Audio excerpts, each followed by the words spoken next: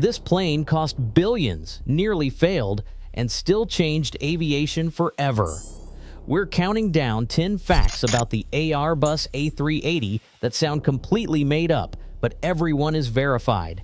From multi-billion euro engineering disasters and components too massive for any road to luxury features found nowhere else in the sky and an in-flight emergency that triggered over 50 alarms, each entry gets more unbelievable as we climb toward number 1. Trust me, you'll want to stay for that one. It's a danger most passengers never see. Let's start with number 10, a software glitch that cost billions. In the 10th place, a software misstep nearly brought the world's largest passenger jet to its knees. Deep inside the A380 program, French and German teams designed the aircraft's electrical harnesses using incompatible CAD systems, CATIA-5 on one side and EDM on the other.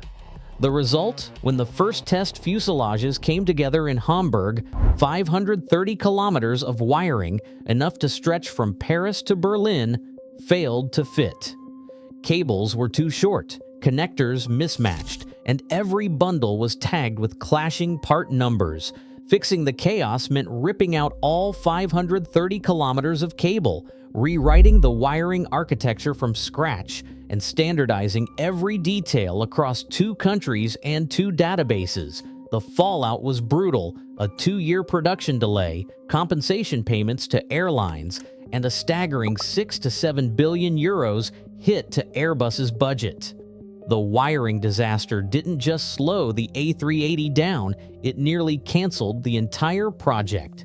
And yet the program pushed forward, setting the stage for even more improbable feats and failures. If a single software glitch can cost billions, imagine what it took to move parts the size of houses across a continent. Stay with us. By the end of this list, you'll see why the A380's story is as much about survival as it is about size.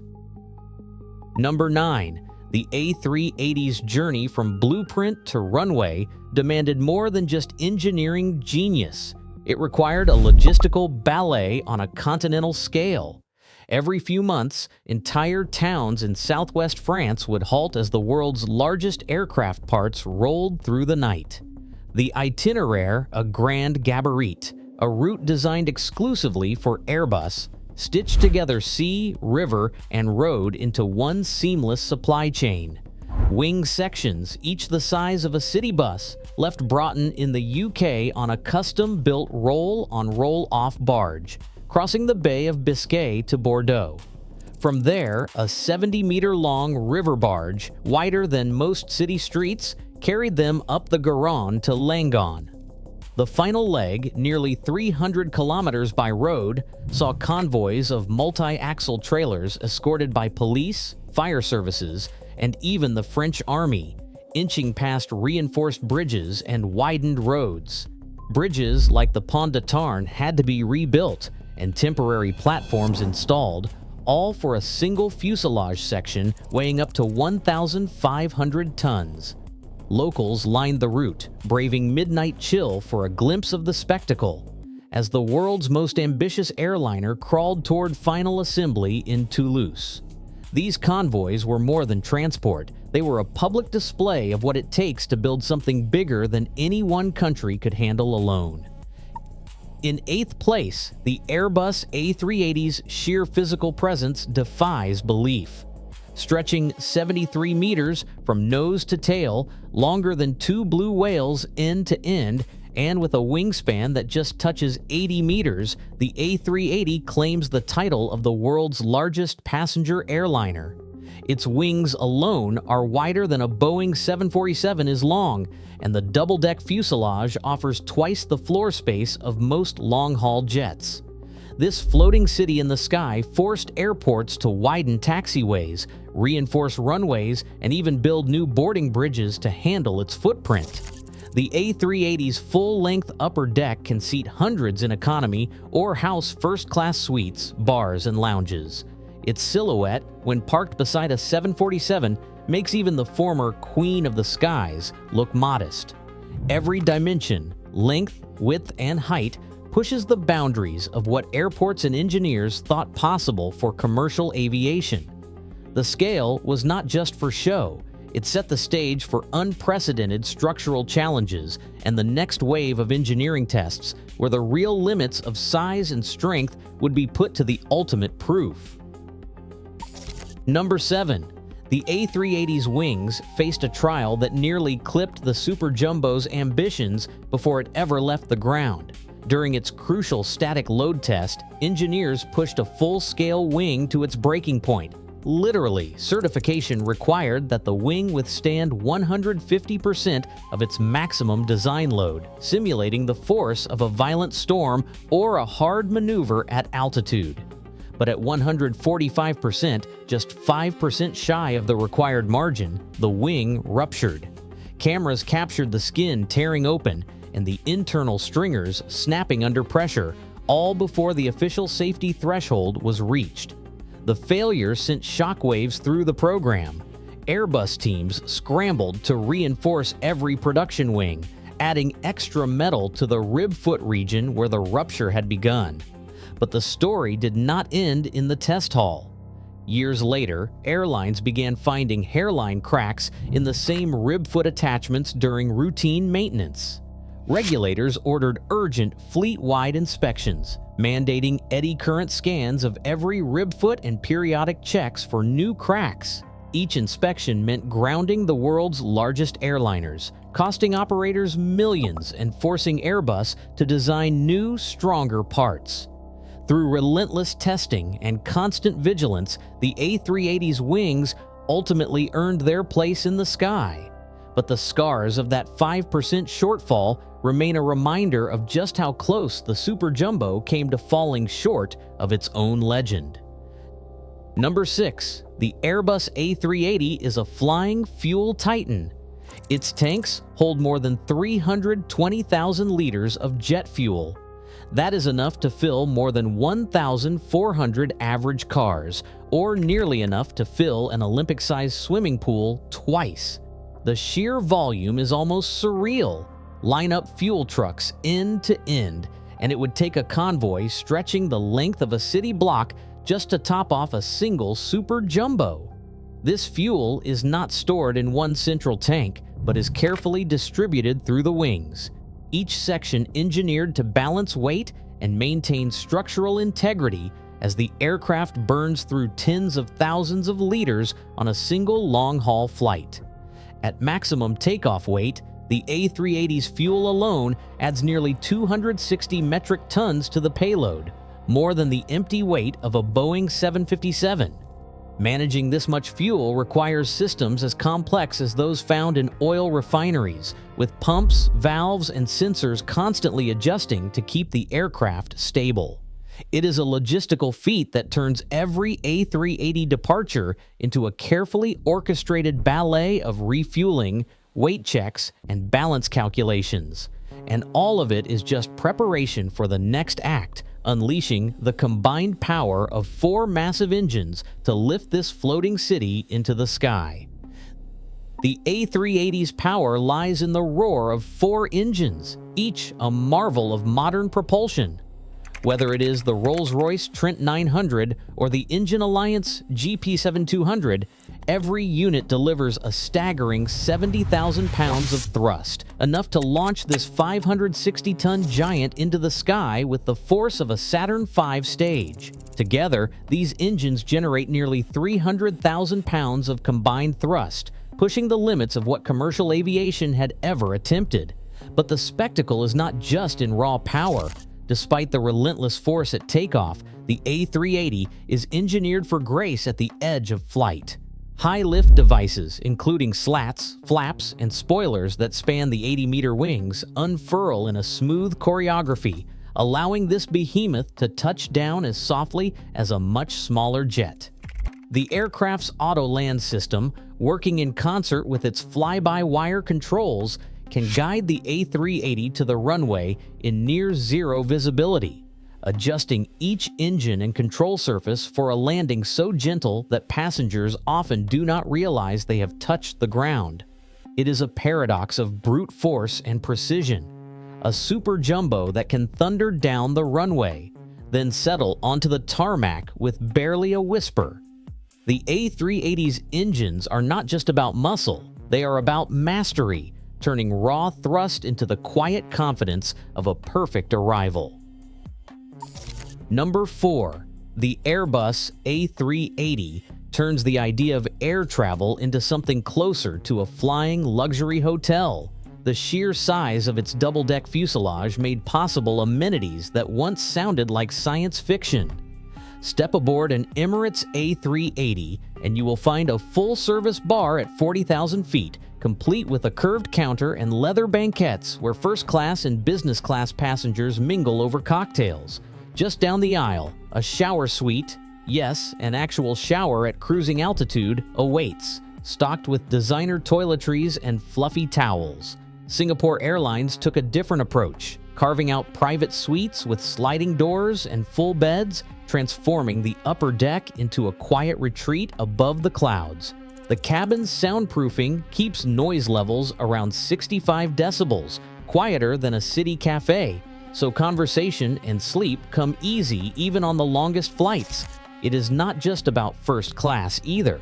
The A380's twin decks allow for spacious lounges and social spaces that break the monotony of long-haul travel, a rarity on any other jet. These features did not just set a new standard, they redefined what passengers could expect from commercial aviation. For a brief moment, the A380 brought back the golden age of flight, where the journey itself became part of the destination. And as we move from the comforts of the lounge to the complexity of the cockpit, the next chapter reveals how this flying palace is guided across continents by one of the most advanced flight decks ever built. Number 3. The Airbus A380's cockpit is a control center built for both precision and survival. Pilots sit before 6 massive LCD displays, but the real magic happens behind the screens, where a network of triple redundant flight computers governs every movement. The A380's fly-by-wire system doesn't just replace cables with electronics, it weaves 3 independent digital channels, each able to take over if another fails. This architecture means that even if 2 computers go dark, the third can still bring the world's largest jet home. But the A380's technical wizardry isn't just in the air. On the ground, steering 6 main landing gear bogies, each with 4 wheels, demands a choreography worthy of a city bus depot. The main gear can pivot up to 70 degrees, letting this 560-ton behemoth swing through tight airport turns that would leave smaller jets stranded. During taxi tests at Toulouse, engineers watched as the A380 threaded narrow taxiways, its nose gear and trailing bogies guided by sensors and hydraulic actuators working in perfect sync. All of this is monitored by a central warning system that checks hundreds of parameters every second. The result? A cockpit where redundancy isn't just a safety net, it's the foundation for everything. From routine departures to the kind of crisis that would push every backup to its limit. As the countdown continues, the real test of these systems would arrive not in the simulator, but in the skies over Singapore, when the unimaginable became reality. Number 2, the ultimate test of the A380's engineering came not in a lab, but at 7,400 feet over the South China Sea. On November 4, 2010, Qantas Flight 32 lifted off from Singapore, bound for Sydney, with 469 people on board. Just minutes after takeoff, disaster struck when engine number 2, a Rolls-Royce Trent 900, exploded in an uncontained failure. Shrapnel tore through the wing, severing hydraulic lines, damaging fuel tanks, and knocking out multiple systems. In the cockpit, the electronic centralized aircraft monitor erupted in chaos. More than 50 warning messages flashed: fire, fuel imbalance, hydraulic loss, electrical faults. The crew faced a barrage of alarms, each demanding urgent action. Over the next hour and a half, Captain Richard de Crespigny and his team worked through more than 100 checklists, triaging failures and improvising solutions as the situation evolved. With one engine dead and others degraded, the pilots managed to stabilize the aircraft, dump excess fuel, and prepare for an overweight landing. Despite the odds, they brought the crippled Super Jumbo back to Singapore Changi, stopping safely with brakes and reversers barely functional. Not a single passenger or crew member was lost. The Qantas Flight 32 crisis was more than an emergency. It was a live fire test of everything Airbus had built into the A380, its redundancy and the skill of those who fly it. For all its complexity, the Super Jumbo proved it could survive the unthinkable. But the story is not over. The turbulence unleashed by the A380's power, both literal and figurative, would leave a mark on aviation that still ripples today. And finally, in first place, the invisible force that makes the Airbus A380 not just a marvel, but a persistent challenge for the entire aviation world. Every time an A380 takes off, it leaves behind a trail of turbulence so powerful that it required the International Civil Aviation Organization to invent a new weight category called Super. No other passenger jet carries this designation. The reason is rooted in physics.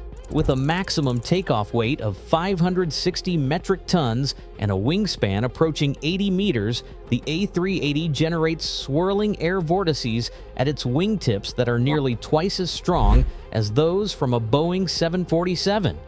These invisible tornadoes can linger in the air for minutes, rolling and tossing any aircraft that dares to follow too closely. To counter this threat, air traffic controllers around the globe enforce extraordinary separation rules. For a light or medium jet, the minimum spacing behind an A380 is 3 to 4 minutes, enough time for a smaller plane to cross the same runway, but only after the A380's wake has dissipated. Even other heavy jets, including another A380, must wait at least 2 minutes or maintain a 6 nautical mile gap during radar-controlled approaches. These intervals are not just red tape, they are hard-learned lessons from real-world incidents. In 2017, a Challenger 604 business jet encountered an A380's wake over the Arabian Sea, lost both engines, and plummeted nearly 10,000 feet before the pilots regained control. At Los Angeles International, one A380 rolled another by more than 45 degrees during takeoff, captured on video and replayed in safety briefings worldwide. Unlike the aircraft's size or luxury, this is a legacy that cannot be seen or touched, but it is felt in every airport, every flight plan, and every controller's checklist. Pilots are reminded by cockpit banners. Controllers issue specific warnings. Hold for A380 wake. The Super Jumbo's wake turbulence is more than a footnote. It is a living hazard, a daily reminder that when you build something this massive, the consequences ripple across the entire sky. In the end, the A380's greatest impact may be the one that is invisible, yet impossible to ignore. So as the countdown closes, the question remains, was the A380 a triumph of ambition or a cautionary tale of going too far? That is for you to decide. Across all 10 jaw-dropping facts, one pattern stands out. The Airbus A380 is proof that pushing boundaries unleashes both brilliance and risk. Every staggering number, from 530 kilometers of wiring to a wingspan nearly 80 meters wide, reveals a machine built on audacity and contradiction. The A380's legacy isn't just engineering, it's a question. Was this aviation's masterpiece or its boldest miscalculation? Let us know what you think in the comments below.